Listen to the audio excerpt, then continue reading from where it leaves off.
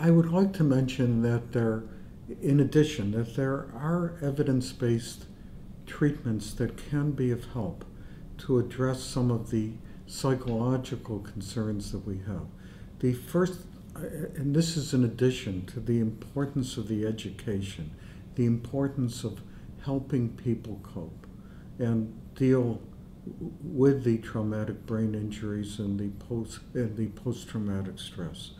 But there are treatments that have been shown to be very effective with the military, where it is a combination of cognitive, behaviorally based treatment that involves each child separately, each parent separately, then the parents together, then the parents and children together, and then to wrap up, which can be very effective and I believe can truly be applied well to individuals with traumatic brain injury and post-traumatic stress disorder.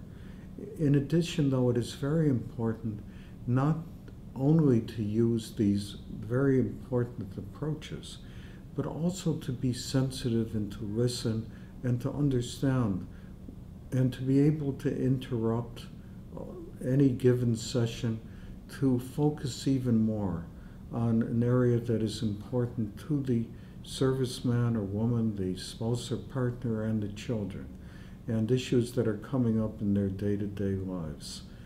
I would further state that with younger children, we've been very effective in using evidence-based cognitive behaviorally oriented group treatments, but also treatment that has been developed that allows for parents and children to work together, and both individually and in groups for very young children who are not yet of the age for the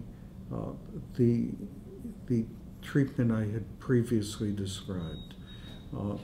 The other thing that's very important, I believe, to mention is not only the treatment itself, but the stresses for the therapist, that this work can be very difficult.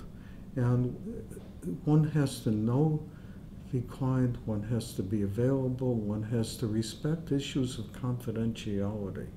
That, for example,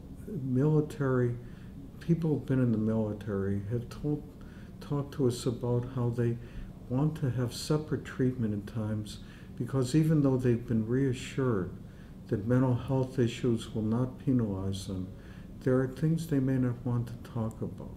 Their fears of, could they have done something better? Could they have protected a buddy better? Was there something that happened during a blast where they could have somehow averted it or thrown themselves in the way? It could go on with what people are afraid to talk about.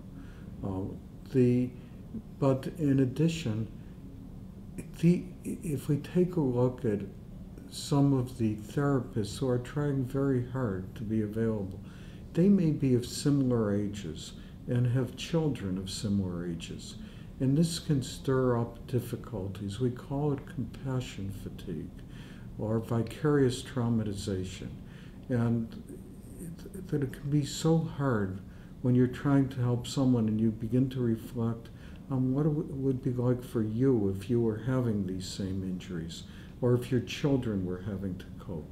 It can be very useful to be able to have group supervision or to have the people who are doing the work come together in a way that is non-threatening and where they can talk to one another, and where it can be helpful as they move forward in treating their clients.